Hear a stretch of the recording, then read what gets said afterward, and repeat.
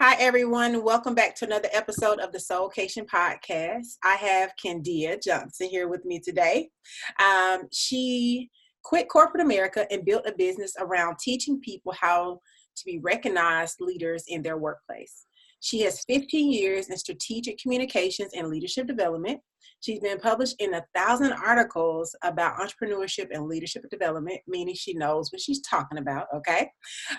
In magazines like Black Enterprise and Diversity Women's Magazine. She's even helped over 100 young women through the Girls Going Global in underserved areas in Costa Rica and Belize. Welcome to the SOULKATION podcast. Hey, everyone. We were just talking. She's in Virginia Beach. Yeah. So I'm on the West Coast. She's on the East Coast, but we're making this happen for you all. So don't be fooled though. It's cold here, so I don't want people to think like it's like bathing suit beach weather. Right. When they hear beach, it's like that's why I had to ask. I was like, how does it feel? So tell me how all of this got started from the day you left your job. How did all this get started? So I like to explain it like I did everything my parents told me to do. I went to school, went to college, got 2 degrees, bought a house, car, all that good stuff.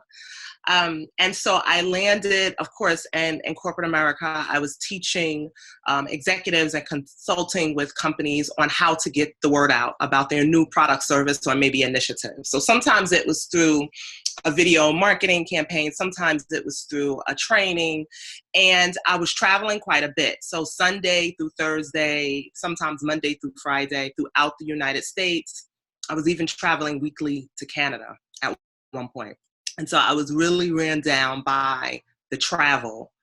And honestly, I just didn't feel like I fit into the whole corporate structure, the competition, some rooms, I just didn't feel like I fit in. So I struggled for probably maybe a good 5 years, honestly, before probably taking the leap. So I want to make that clear. It wasn't like, it just happened and then I left. I really thought about it for a good 5 years. And then I decided, I took a safari trip to Africa with my family. It was a mother's and daughter's trip, in fact. And I was just like, that's it. I was working on an assignment at the time in Detroit. And I remember the client they paid for us to have a hotel or corporate housing. So I was in corporate housing on that engagement. And they were cutting back on the budget and they wanted us they told me I needed to have a roommate. And I was like, I don't do roommates. I left that roommate world in college. Okay. I have a whole house. I'm not living with a roommate and somebody on my team, in fact. And so that was probably the straw that really kind of, like they say, broke the camel's back. And I decided enough is enough. I didn't really have a plan per se. I was doing things leading up to that moment. Like, okay, let me prepare. So paying my car note off months in advance, kind of downsizing, that sort of thing. I was doing those things, but that specific incident with my company was like, okay, this is it. I'm done. Yeah. So what fears came up for you when you walked out the door for the last time? Like one fear that hit you? What the am I doing?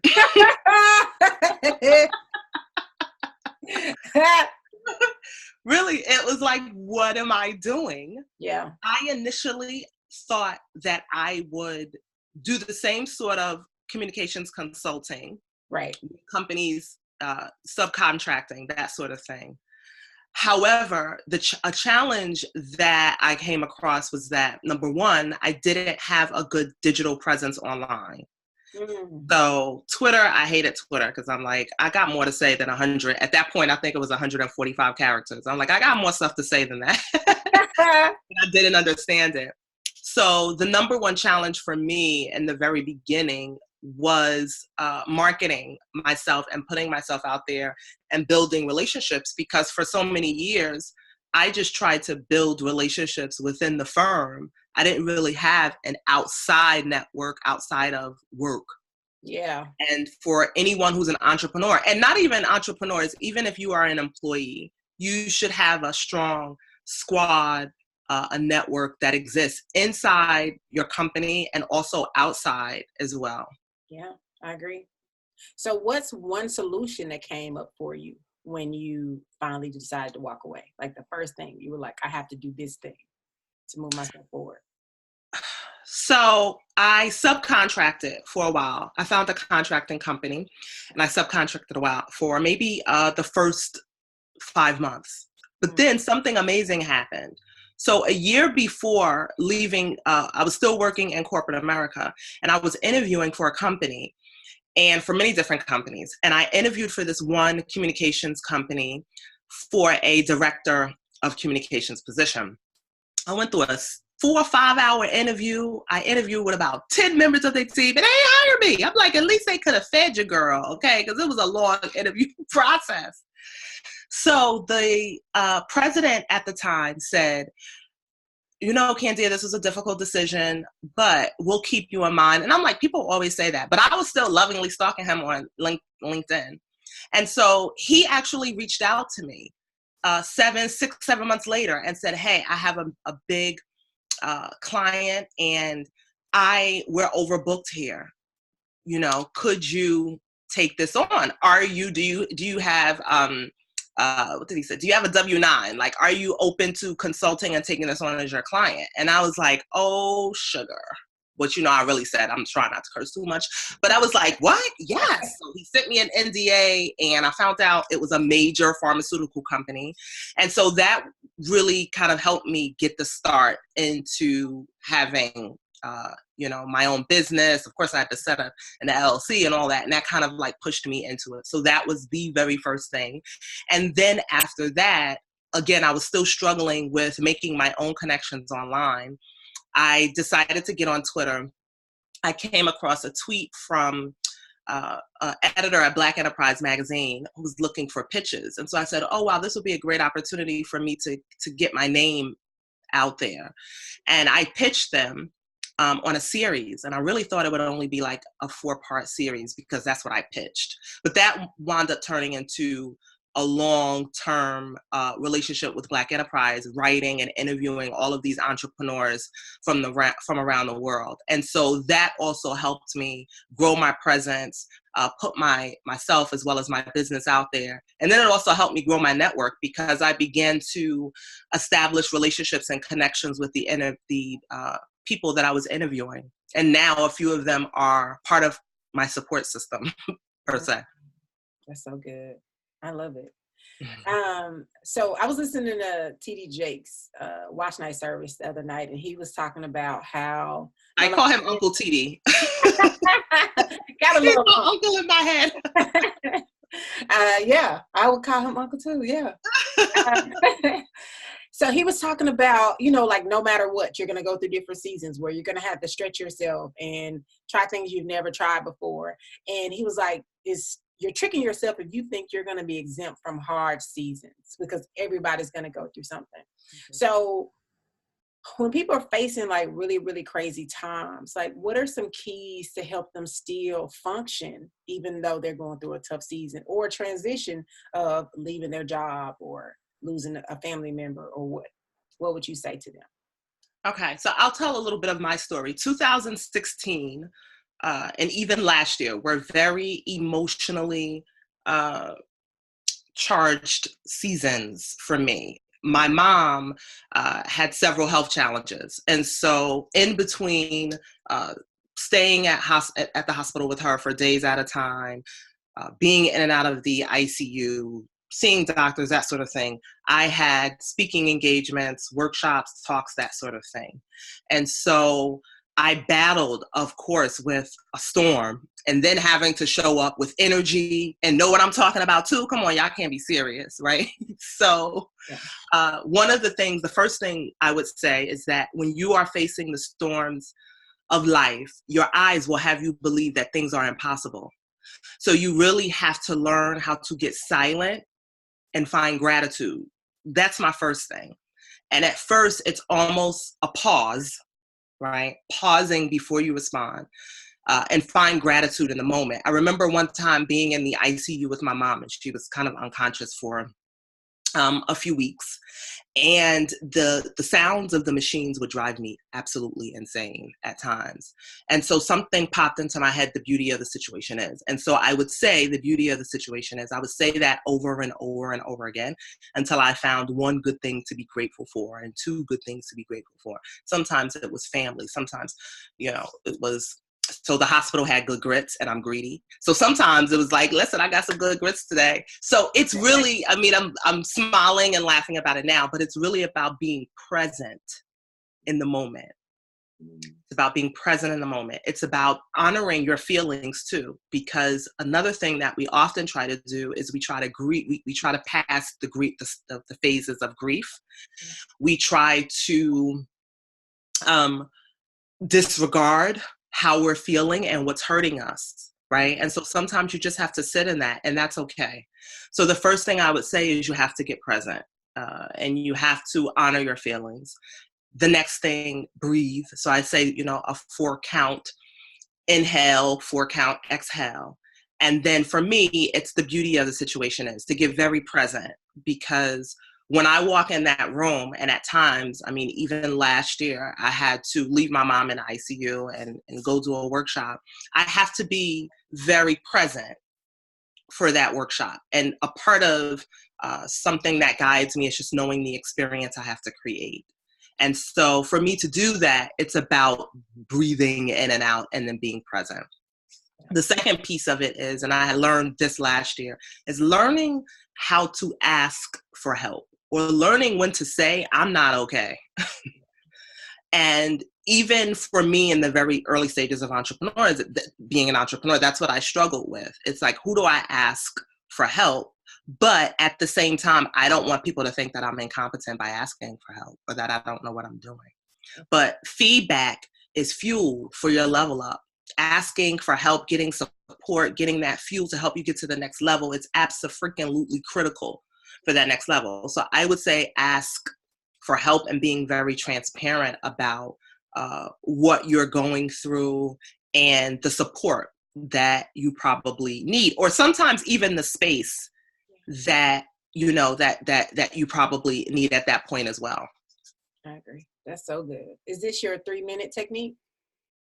So the beauty of the situation is definitely you breathe. The beauty of the situation is I typically try to find at least 3 good things to focus on. Sometimes I challenge myself to come up with 5 good things, but at least 3 good things. And it's just for the moment. Because here's the thing, one of the things that we have to realize, most of our anxiety and depression, the feelings of nervousness, that sort of thing, comes from things we can no longer control. So being present is really, really key. When we're anxious, we're worried about something that could happen in the future, and we may not have control over that. So all you can do is control your effort in that moment. That's all you have control over at that moment. If if I'm struggling and I'm feeling like I'm depressed, it's a lot of the times it's because it's something that I'm beating myself up over in the past. So being present and finding gratitude and learning how to breathe can help you kind of get present for a second. And it takes practice, like everything, but that's typically how my mind works. When something crazy is happening, even when I'm stuck in traffic, the beauty of the situation is I have gas and I'm sitting here, so at least I won't run out. That's very right. So finding gratitude in the moment is definitely a quick 3-minute technique that can help you train your mind to find the good in things. I'm here for it. So in corporate America, in business, in life in general, we can find ourselves trying to appease, trying to get along, trying to get the client, close the sale, trying to impress our boss or our coworkers. So we put on this facade. We talk different. We sound different. And we go into this whole imposter syndrome. How can we avoid faking it, but at the same time still remaining professional? So here's the thing that I've learned about imposter syndrome. I had to learn how to make friends with it. And that's what I tell people, make friends with it. Every single time you are about to level up in life, when you are about to walk into a room that you've never been in with folks you don't know, there will be a voice in your head that's going to tell you you're not good enough. It's going to be a voice in your head that tells you you don't belong. Yeah. That maybe you need more training, that maybe you need more skills. Each and every time, for most of us, when we are about to level up in life, you're going to have to make friends with that voice. And so the best thing that you can do is learn how to have a conversation with yourself. We spend so much time trying to figure out the conversation that we have with other people, when the reality is there's no greater conversation that you need to have than the conversation with yourself. Yes. So sometimes it's reminding yourself of the amazing things that you've done in the past. Sometimes it's reminding yourself that you can be transparent and vulnerable. For instance, if you're in the room and you feel like, someone is talking about something and you don't understand, vulnerability and being transparent and saying, I'm confused. Can you explain that? Can you, step back for a minute and explain that? Vulnerability and transparency, that leads to feeling confident. So saying, I don't know, or that's out of my wheelhouse, I'm not experienced in that, that's a form of confidence. You don't have to know everything. You're putting that pressure on yourself. And so for me, when I think about imposter syndrome, one of the things I tell people is to challenge and change your what if story too. So if you're telling yourself, what if this happens, or what if that happens, one thing is to really make sure that when you're challenging your what if story and changing your what if story, it's things you can control. So it's like, what if I, fail? Well, what if you succeed? Are you prepared? So it's because people always just kind of like, what if I fail? And they stay stuck there. Yeah, right. But what if I don't? Okay. What if this happens? And what if that happens? Are you prepared? Yeah, that's so good. My brother is actually about to move from Dallas to San Diego. And I haven't even shared this, but a lot of family members, people are like, why are you doing it? And it's like, if he gets it wrong, he tried. He won't sit back and for the rest of his life, like, I didn't go, like a lot of times we just live for other people. We live based on, their agreement, and they're not going to walk in your life, your everyday life. And they're not even in your thoughts. You know what I'm saying? No. And when it comes to making a decision, here's my view on it. You're either going to make a decision and learn from it and move forward, or make a decision and love it and move forward. Either way, you're going to move forward. Either way, you're going to move forward. That's so true. So I've grown to understand that even when I look at the situation and dealing with my mom's health challenges, what hurts us instructs us if you allow it. That's so good. You just have to be able to pause again and ask yourself some questions about, what's the lesson? What can I take from this? What is the universe trying to teach me? What is the situation? What is this person trying to teach me? That's really good. But again, either way, you're going to move forward. That's so true. So what does you brought up confidence. What does confidence look like to you? What does that mean? Whatever happens, I'll figure it out.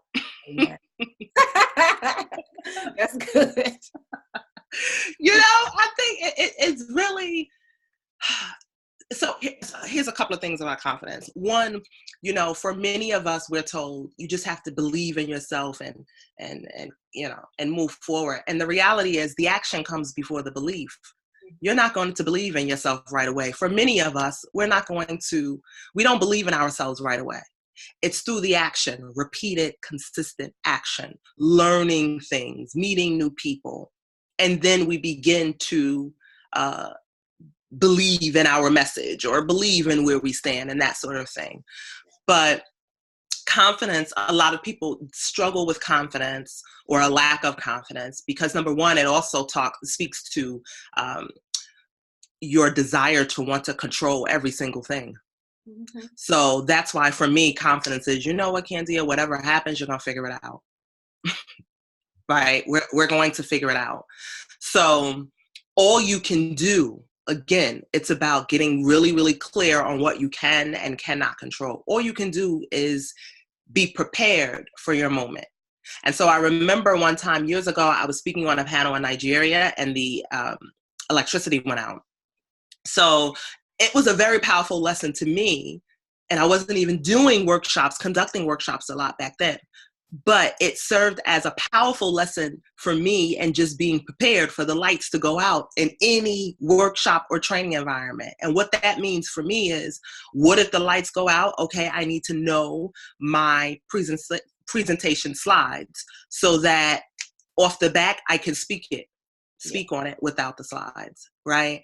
That also means that maybe I need to have 3 backups. So I always, when I walk into a room, I have my workshop materials on a thumb drive.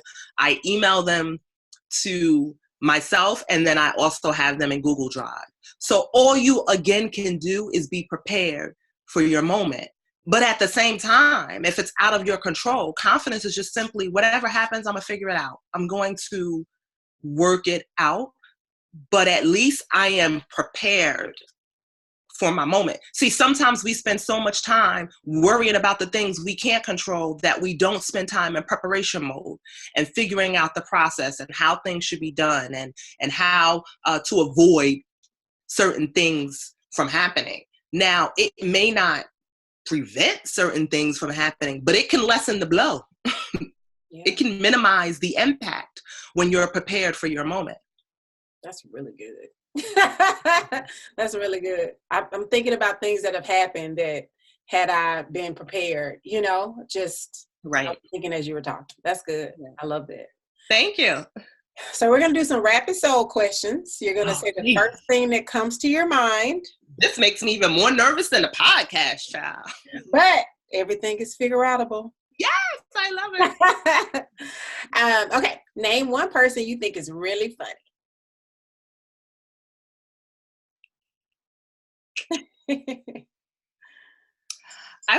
So this is funny. I'm going to say my nephew. He's only 10 months, but he's such a burst of sunshine. He reminds me to simplify things. My sister and my niece, they brought him a gazillion toys, and what does he do? He plays with a cardboard box, and he laughs and just has a good time. And so for now, he's definitely someone that I would say he's the funniest person I know at this moment. That's good. The last song you listened to? Oh, Erykah Badu. Okay. I'm trying to get the song in my head, but I would say Erykah Badu. I also listened to Solange, Cranes in the Sky, since I can't remember. Before that, I listened to Solange, Cranes in the Sky. That was the last song. I love that song. What trait do you like about yourself the most? Energy. My energy. If you could go to dinner with anyone, who would it be? Oh, Alive or passed away?